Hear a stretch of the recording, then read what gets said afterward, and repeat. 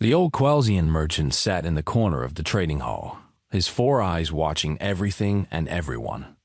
He had lived for 300 years and had seen many things.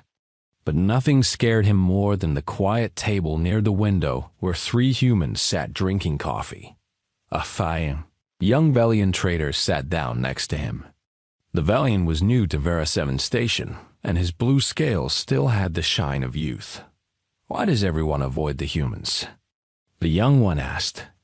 "They seem so peaceful. They laugh and joke like children." The old Quelsian made a sound that could have been a laugh or a warning. "There is a rule in this galaxy, young one. It is not written in any law book. It is not taught in any school. But every species that wants to survive learns it eventually." "What rule?" "Never provoke the humans." The old merchant's voice dropped low. "Never." The young Velian looked at the humans again. One of them, a female with brown hair, was laughing at something her friend said. They looked so ordinary, so harmless. "But why?" he asked. "They are small. They have no claws, no armor, no natural weapons." "That is exactly what the HFY thought," the old Quelsian said.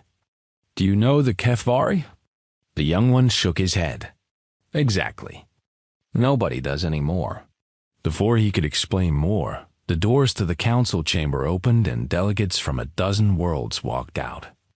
Among them was Councillor Vethrak of the Draxian Empire. He was tall and covered in red scales, with sharp teeth that he showed often. The Draxians were warriors. They had conquered 11 worlds and believed themselves to be the strongest species in the sector. Vethrak had never seen humans fight. He had only heard stories, and he did not believe them. Walking behind the Draxian was Danny Marsh, a young human who worked as an aide to the human ambassador. Danny was average height with short dark hair and calm brown eyes. He carried a tablet and walked with the quiet confidence of someone who had nothing to prove. The council session was productive. Ambassador Leo Grant said to his team as they gathered near their embassy doors. The ambassador was an older man with gray hair and a patient smile. He had served humanity for 30 years and had learned that patience won more battles than anger ever could. "The Draxians blocked our trade proposal again," Danny reported. Councillor Vethrak called it unnecessary. "He will come around," the ambassador said. "Give him time." But Vethrak had no intention of coming around. He stopped in the middle of the hallway and turned to face the human delegation. Other aliens quickly moved aside. They knew that look on a Draxian's face. "Ambassador Grant," Vethrak called out, his voice loud enough for everyone to hear. "I want to make something clear. My people do not fear yours. We are not like these other species who tremble at human shadows." The hallway went silent. Even the air recyclers seemed to hold their breath. Ambassador Grant kept his smile. "I never suggested you should fear us, Counselor. We are here as friends and partners." Vethrak laughed. It was an ugly sound. "Friends? Partners? Let me tell you what I see when I look at humans. I see frightened herbivores pretending to be predators. I see a species that talks about peace because it is too weak for war." Danny Marsh stepped forward. His face showed no anger, no fear, just calm. "Counselor, I would suggest you apologize. For your own sake." This made Vethrak laugh even harder. "A threat? From you? You are nothing but a messenger boy. Your entire species is nothing but merchants and cowards hiding behind pretty words." "It was not a threat," Danny said quietly. "It was advice. I do not take advice from prey." The old Quelsian merchant watched from across the hall. He slowly stood and began walking toward the exit. He had seen enough. He knew what was coming, even if it took time. Ambassador Grant placed a gentle hand on Danny's shoulder. "Let it go, Danny. Words cannot hurt us. Listen to your master, little human," Vethrak said with a sneer. "Run along and fetch him his coffee." The humans left without another word. They did not shout. They did not threaten. They simply walked away. Katie Lane, captain of the human freighter Starbound Wanderer, had watched the whole scene from a nearby cafe. She was a tall woman with short blonde hair and arms strong from years of loading cargo. She had seen Draxian arrogance before, but never this openly. That Draxian has no idea what he just did, she muttered to her engineer, Megan Shaw. Megan nodded slowly. Should we warn him? Would he listen? No. Then let him learn the hard way. In the days that followed, Vethrak grew bolder. He told anyone who would listen that humans were weak. He said their reputation was built on lies and propaganda. He claimed that no species capable of real violence would be so obsessed with diplomacy and trade. Some aliens believed him. Most did not. One evening, an elderly Torvian diplomat approached Vethrak in a private lounge. The Torvian had been alive during the Karth Prime incident, though he never spoke of it. Young Draxian, the Torvian said, I have some advice for you. I do not need advice from fossils. You will listen anyway. The Torvian's ancient eyes were hard. I was at Karth Prime when the Vesic Confederacy kidnapped a human research team. 42 humans taken as hostages. The Vesic thought they could use them for leverage. They thought humans would negotiate. And? Did the humans cry and beg? The humans sent one ship, the Torvian said. Just one. It arrived at the Vesic homeworld 3 days later. Do you know what that one ship did? Vethrak said nothing. Neither does anyone else. Because there was no one left to tell the story. The Vesic Confederacy had 4 billion citizens. Now, they have none. 4 billion lives ended in 3 days. And the humans? They took their people home, buried their dead, and never spoke of it again. Vethrak forced a laugh. Propaganda. Fear stories to keep lesser species obedient. The Torvian stood to leave. I was there, counselor. I saw the empty cities. I walked through the silence. Believe what you want. But remember this moment when the humans come for you. Remember that you were warned. He left Vethrak alone with his thoughts, but the Draxian did not think. He only burned with anger and pride. These humans had embarrassed him by not fighting back. They had made him look foolish by staying calm. He would show them. He would show everyone. Tomorrow, he would make the humans respond. Tomorrow, he would prove they were nothing but cowards. He had no idea that tomorrow would be the beginning of the end. The morning after his public insult, Counselor Vethrak put his plan into action. He used his authority to change the docking rules on Vera 7 station. Human ships were no longer allowed to use the premium ports near the trading district. Instead, they were sent to the far side of the station, where cargo inspections took 3 times longer. Katie Lane stood on the bridge of her freighter, the Starbound Wanderer, and watched Draxian security officers walk through her ship for the 4th time that week. This is harassment, Megan Shaw said quietly. They are not even pretending to look for anything. I know, Katie replied. But we stay calm. We document everything. We report everything. A Draxian officer knocked over a container of personal items belonging to her crew. He did not apologize. He just smiled with all his sharp teeth and kept walking. Katie's hands formed fists at her sides, but her face remained neutral. She had received orders from Ambassador Grant. Do not react. Do not give them a reason. Let them show the galaxy who they really are. The harassment spread beyond just the ships. Human traders found their permits delayed. Human citizens were stopped and questioned for no reason. Rumors began spreading through the station that humans had bribed their way onto the Galactic Council, that their seat was not earned but bought. Vethrak made sure everyone heard these rumors. He repeated them at every council session, every public gathering. He wanted the humans to snap. He wanted them to throw the first punch so he could crush them with the full might of the Draxian Empire. But the humans did not snap. They filed complaints. They gathered evidence. They remained polite and professional even when Draxian officers spat at their feet. This made Vethrak even angrier. Captain Chris Dunn arrived on the station 3 days after the harassment began. He was a veteran military advisor, a man with silver hair and scars on his hands that told stories he never shared. He met with Ambassador Grant in a secure room inside the human embassy. "How bad is it?" Dunn asked. "Bad enough," the ambassador replied. "But not yet bad enough. You are waiting for him to cross a line. I am waiting for him to hang himself with his own rope." Ambassador Grant pulled up reports on his screen. Every insult, every harassment, every illegal action is being recorded.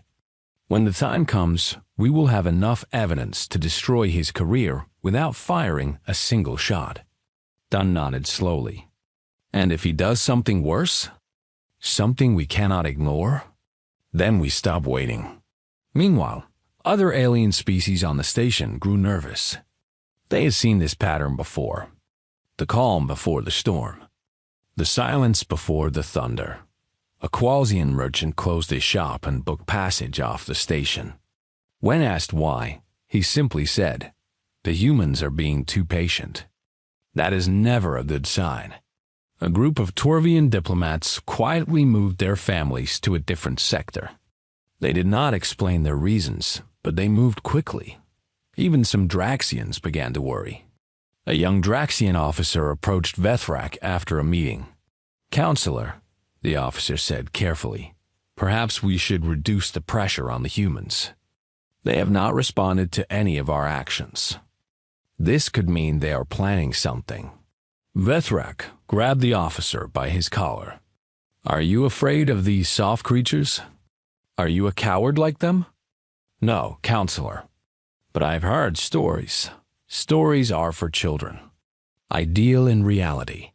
And the reality is that humans are weak. They have done nothing because they can do nothing. Now get out of my sight." The officer left, but the worry in his eyes remained. Days passed. The humans continued their normal routines. They smiled. They traded. They attended council sessions and spoke politely to everyone, including Vethrak. Their calmness was so complete that it began to disturb even those who were not paying attention. Danny Marsh walked through the station every day, doing his job, helping the ambassador, talking to other delegates. He never showed anger. He never showed fear. When Draxian officers stopped him, he presented his documents with a pleasant smile and waited patiently until they let him go. This drove Vethrak insane. Why won't they react? He shouted at his staff one evening. Why won't they fight back? Perhaps they are not fighters, counselor, one aide suggested. No, there is something else. They are planning something. I can feel it. He paced back and forth, his tail swishing with agitation. I need to force their hand. I need to make them show their true nature. How? Vethrak stopped pacing. A terrible smile spread across his face. I will take something they cannot ignore. Something they will have to respond to. The next morning, Danny Marsh was walking from his quarters to the embassy when 4 Draxian security officers surrounded him. They did not speak. They simply grabbed him and dragged him away. Danny did not struggle. He did not scream. He looked at the officers with those same calm brown eyes and said only one thing. You should tell your counselor that he has made a very serious mistake. The officers ignored him. They threw him into a detention cell in the Draxian security wing of the station. Within an hour, Ambassador Grant was standing at Vethrak's office door, demanding to see his aide. Danny Marsh has been detained for questioning, Vethrak said smugly. We have evidence that he was spying for human military interests. That is a lie, and you know it. Release him immediately. I will release him when our investigation is complete. This could take days, perhaps weeks. Ambassador Grant's face remained calm, but his eyes changed. Something cold and hard appeared in them, something that made Vethrak's smile falter for just a moment.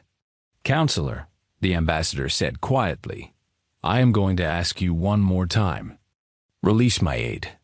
Apologize for this action, and we can forget this ever happened. Or what? Or you will learn why there is a rule in this galaxy about provoking humans." Vethrak laughed and closed his door. Ambassador Grant did not move for a long moment. Then he turned and walked back to his embassy. He entered a secure communications room and opened a channel that had not been used in 3 years. "This is Ambassador Leo Grant. Authorization code Echo 77 Omega. I am requesting immediate fleet assistance. One of our citizens has been unlawfully detained by a hostile power. Diplomatic solutions have failed." The response came within seconds. "Authorization confirmed, Ambassador. Fleet assets are being mobilized. Estimated arrival, 18 hours. Hold position and await further instructions." "Understood." Grant out. He closed the channel and sat in silence. Outside his window, the station continued its normal activities. Aliens walked and talked and traded, unaware that everything was about to change. In his detention cell, Danny Marsh sat quietly on his bunk. A Draxian guard watched him through the bars. "You do not seem afraid," the guard said. Danny looked up with a small smile. "Should I be? You are in a Draxian prison. Your people have no power here." Danny's smile grew wider, but it did not reach his eyes. "My people have a saying, the stars themselves will move for us. Do you know what that means?" The guard said nothing. "It means that right now, somewhere in the darkness of space, ships are moving. Good people are preparing. And your counselor has started something he cannot stop." He lay back on his bunk and closed his eyes. "I would start saying goodbye to your friends if I were you.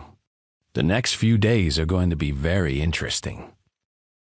The message reached Earth Fleet Command at 03:00 hours, station time.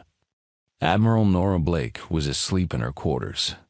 Aboard the carrier Resolute went her communications. Officer woke her with 3 words that changed everything. "Human. Citizen detained." She was on the bridge in 4 minutes. Her senior staff assembled around her as she read the full report from Ambassador Grant. Her face showed no emotion, but her officers knew her well enough to see the fire building behind her eyes. "How far are we from Vera 7? She asked. 14 hours at maximum speed, Admiral. Contact the 3rd and 5th patrol groups. Tell them to converge on our position. We move in 6 hours. Her tactical officer hesitated. "Admiral, that would be 37 ships total. For one civilian?" Nora Blake turned to face him. Her voice was soft, almost gentle. "Lieutenant, that civilian is an American citizen working for our diplomatic corps. He was taken by force from neutral territory by a hostile power. What exactly do you think is the appropriate response?" The lieutenant swallowed hard. 37 ships, Admiral. Moving in 6 hours. Good. Now get me a direct line to Earth. The President needs to know what we are doing before we do it." While the fleet gathered in deep space, life on Vera 7 station continued almost normally. Almost, but not quite. Those who paid attention noticed small changes. Human traders finished their business early and returned to their ships.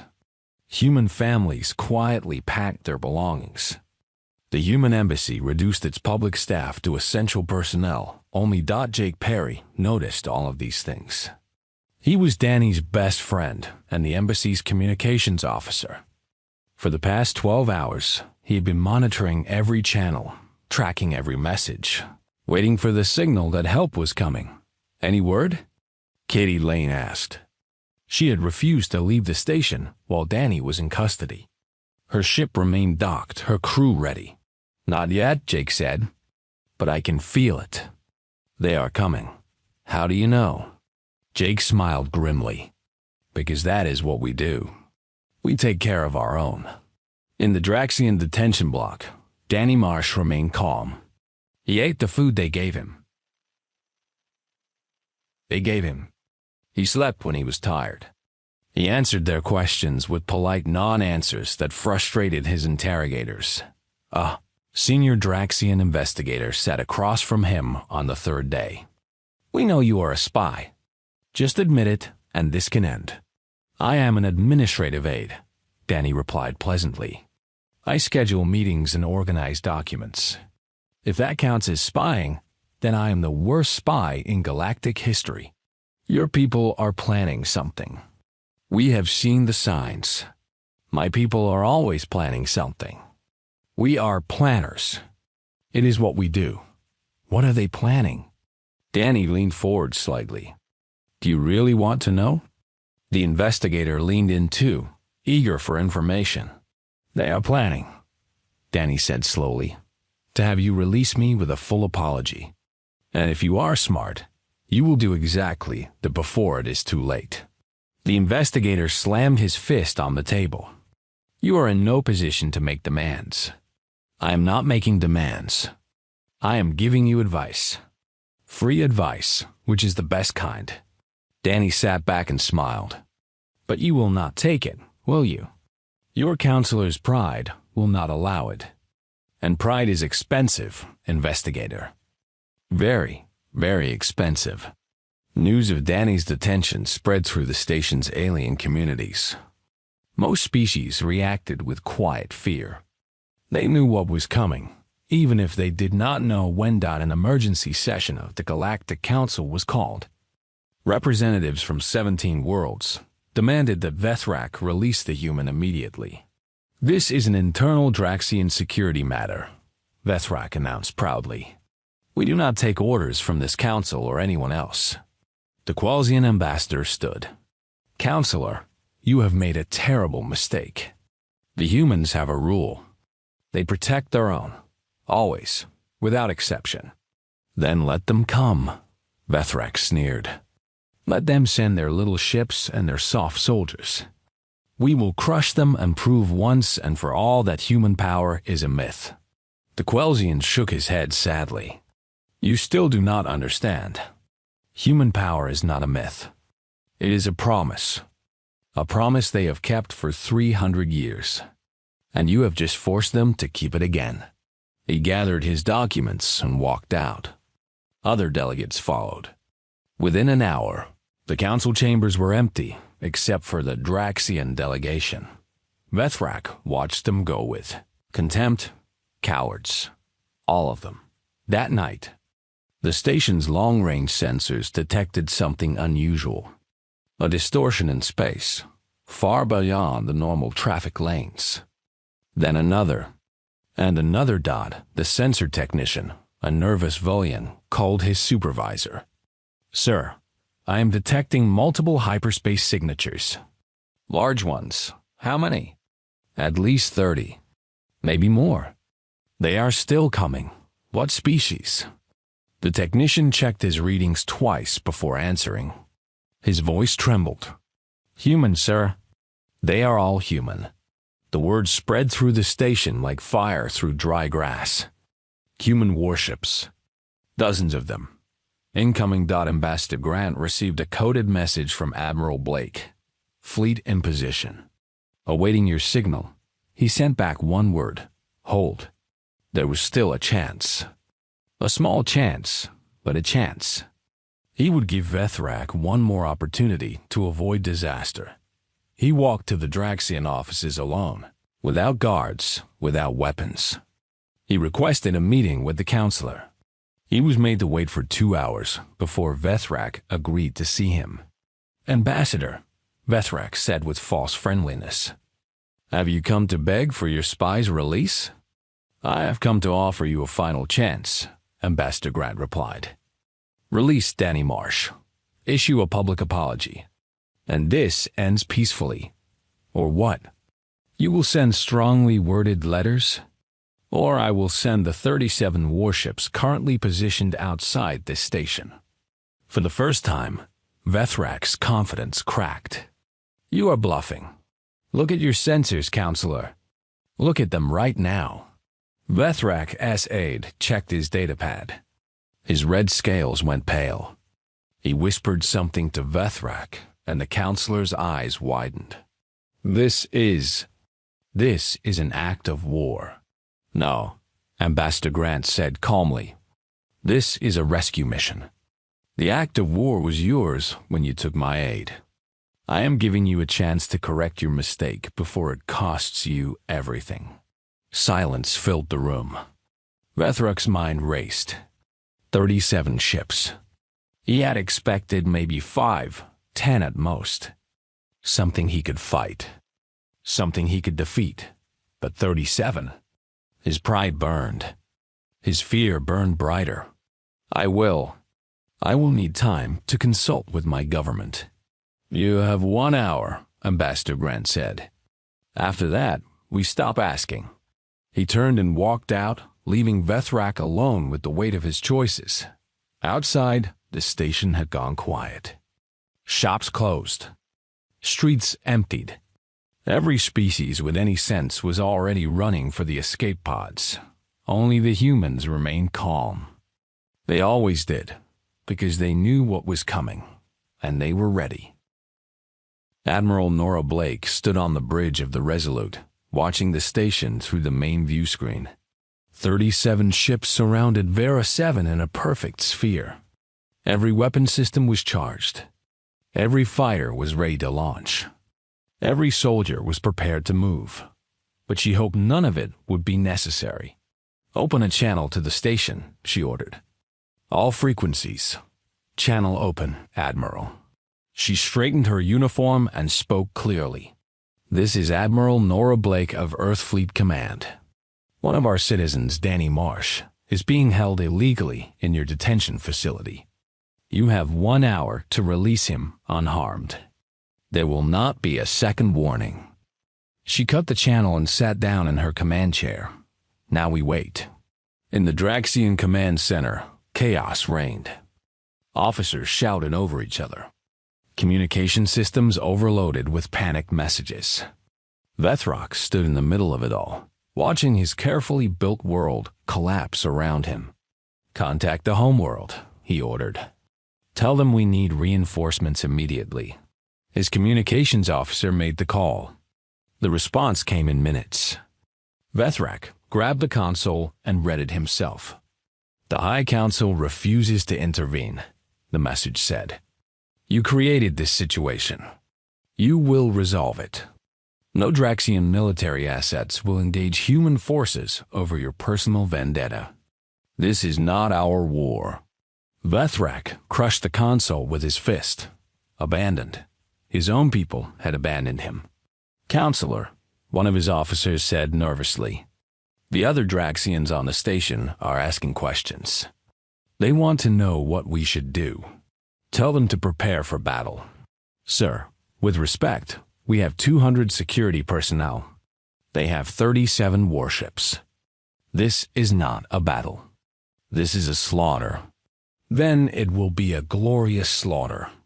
We are Draxians. We do not surrender to anyone."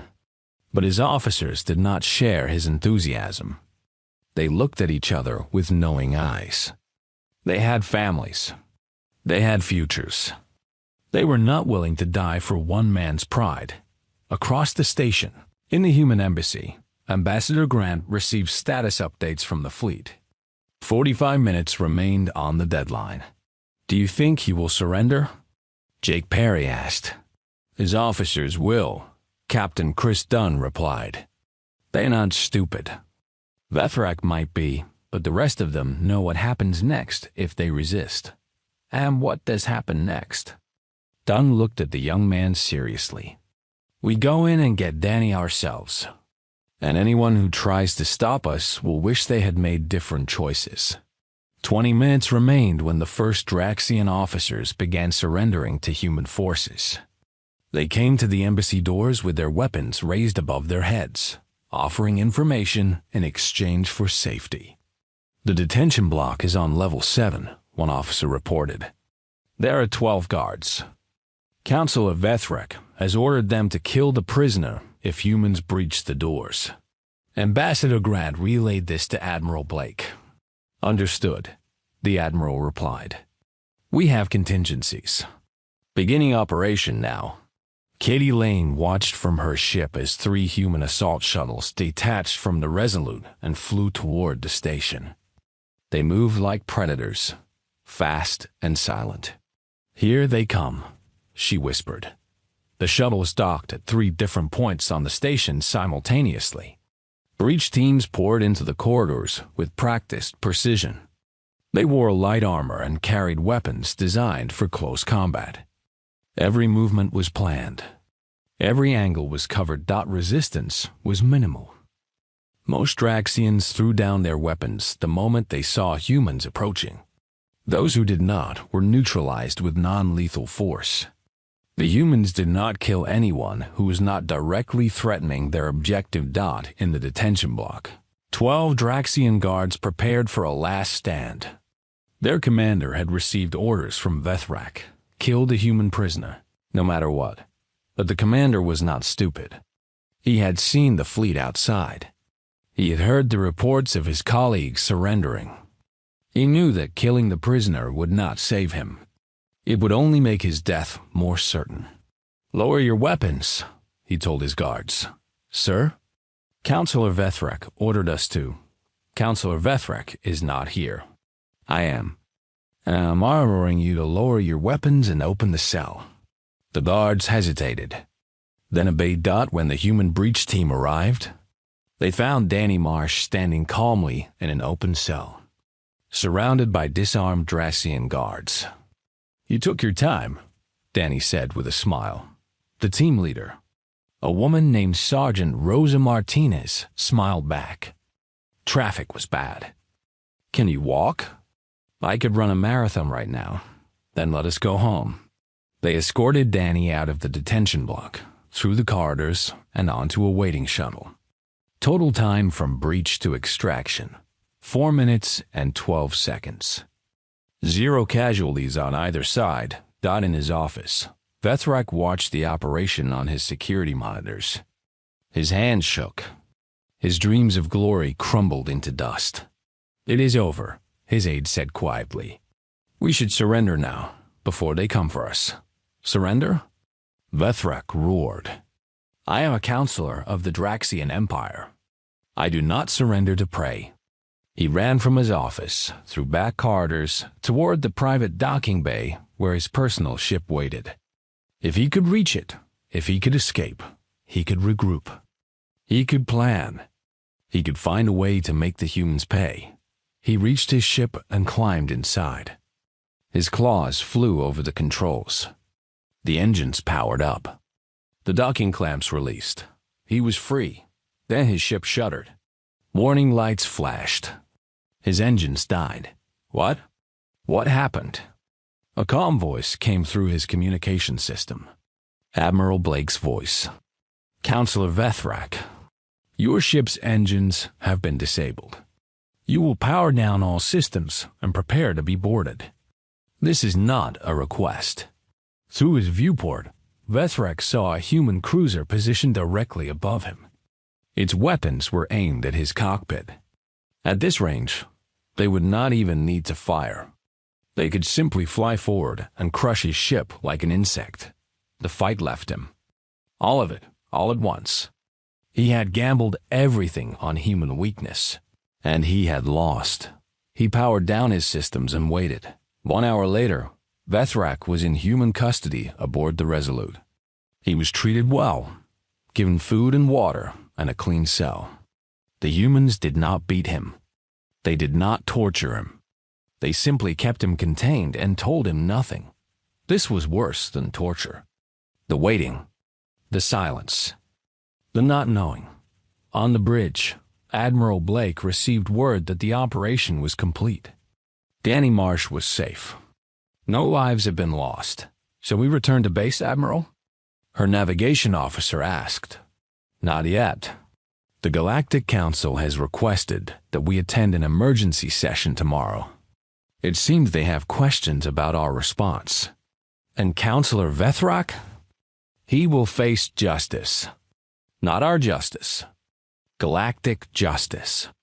Let them see what happens to those who break the rules. She looked out at the station, at the dozens of ships still holding position. Hold our formation until the council session concludes. I want everyone in this sector to remember what they saw here today. One of our people was taken. We came for him. We got him back. She paused. Let them remember what happens when you provoke humans. The Galactic Council chamber was full for the first time in decades. Representatives from over 40 worlds had come to witness the trial of Counselor Vethrak. Some came out of curiosity. Some came out of fear. Most came to see justice served. Vethrak stood in the center of the chamber, his red scales dull under the harsh lights. He wore the simple clothes of a prisoner now stripped of his rank and his pride. Guards from 3 different species surrounded him, a symbol of galactic unity against his actions. The Chief Arbiter, an ancient being from a world whose name most species could not pronounce, read the charges in a voice that echoed through the chamber. Counselor Vethrak of the Draxian Empire, you are charged with unlawful detention of a diplomatic official, abuse of political power, violation of 17 interstellar accords regarding neutral territory, and attempting to incite conflict between sovereign species. Vethrak said nothing. There was nothing to say. How do you respond to these charges? For a long moment, silence filled the chamber. Then Vethrak spoke, his voice hoarse and broken. I was wrong. A murmur passed through the crowd. They had expected defiance. They had expected excuses. They had not expected this. I believed the stories about humans were lies, Vethrak continued. I thought their reputation was built on fear and propaganda. I thought I could prove them weak and raise my own status among my people. He looked toward the human delegation, where Ambassador Grant sat with Danny Marsh beside him. I was a fool, and my foolishness nearly cost my people everything. The Chief Arbiter nodded slowly. The court acknowledges your admission. However, admission of guilt does not erase the consequences of your actions. Do the injured parties wish to speak before sentencing? Ambassador Grant stood. The chamber fell silent. Chief Arbiter, members of the council. I speak for the human delegation and for Danny Marsh, who was the direct victim of Counselor Vethrak's actions. He paused, looking around the chamber at the dozens of alien faces watching him. Many of you wonder why we responded the way we did. 37 ships for one man. Some of you think it was excessive. Some of you think it was a display of power. Some of you think we wanted revenge. He shook his head slowly. You are wrong on all counts. We did not send those ships to show our strength. We sent them because Danny Marsh is one of us. He is our citizen, our colleague, our friend, and we do not abandon our own, ever, for any reason. Danny Marsh nodded slightly, his calm face showing just a hint of emotion. We could have asked for execution, Ambassador Grant continued. Under human law, what Vethrak did would justify the harshest punishment. But we are not asking for that. Vethrak looked up, surprised. We are asking for exile. We are asking that Vethrak be stripped of all political power and sent to a neutral world where he can live out the rest of his days in peace. Let him watch from a distance as the galaxy continues without him. Let him have time to understand what he did and why it was wrong. The chamber buzzed with conversation. This was not what anyone expected. The humans had every right to demand blood. Instead, they demanded only justice. The Chief Arbiter raised a hand for silence. The human delegation asks for mercy. Does anyone object? No one spoke. Then it is decided. Counselor Vethrak, you are hereby exiled to the neutral world of Kessera 4. You will have no political rights, no authority, and no access to military resources for the remainder of your natural life. Your government has already agreed to these terms. Vethrak bowed his head. He had expected death. He had been given something worse. Time to think about his mistakes, thought as the guards led him away. He passed by the human delegation. He stopped for a moment and looked at Danny Marsh. Why? He asked. Why not kill me? I would have killed you. Danny met his eyes calmly.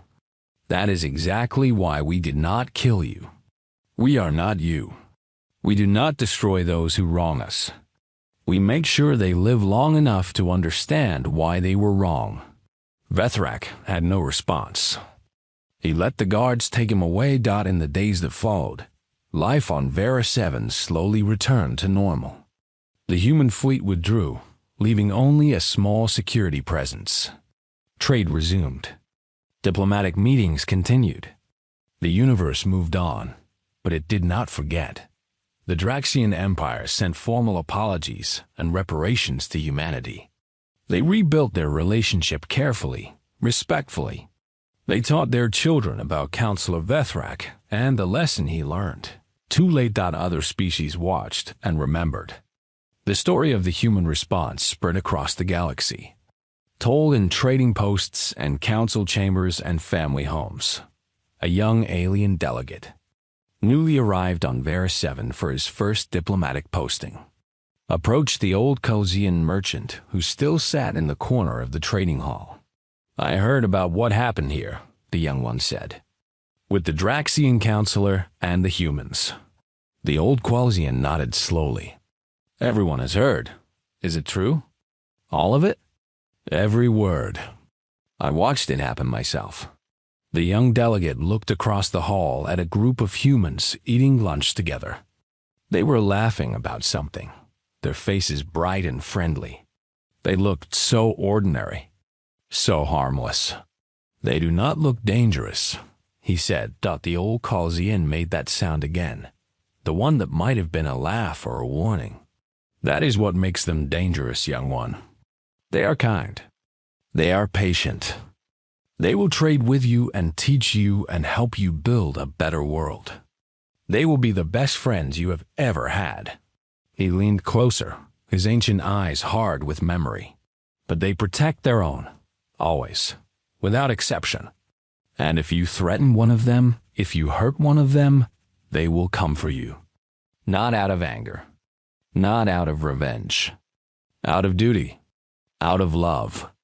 They will come, and they will not stop until their people are safe. He gestured toward the humans with one wrinkled hand. Look at them, laughing, joking, living their ordinary lives. But somewhere out there, 37 ships wait for the next call. Somewhere out there, soldiers train for the next rescue. Somewhere out there, humans are ready to move heaven and earth for each other. The young delegate swallowed hard. How do you stay on their good side? The old Chaldean smiled. Simple. Do not harm them. Do not threaten them. Do not touch their children or their friends or their families. Be kind to them, and they will be kind to you. Be honest with them, and they will be honest with you. He stood slowly, his old joints cracking. There is only one rule in this galaxy that truly matters, young one. Only one rule that every species must learn. Never provoke the humans. Not because they are cruel, not because they are violent, but because they care. They care so much that they will burn the stars themselves to protect what they love. He walked away, leaving the young delegate alone with his thoughts. Across the trading hall, Danny Marsh looked up from his coffee and noticed the young alien staring at him. He raised his cup in a friendly greeting and smiled. The young delegate smiled back nervously and quickly looked away. Danny turned to Jake Perry. I think we scared another one. Jake laughed. We did not do anything. We never do. Danny took a sip of his coffee. That is what scares them.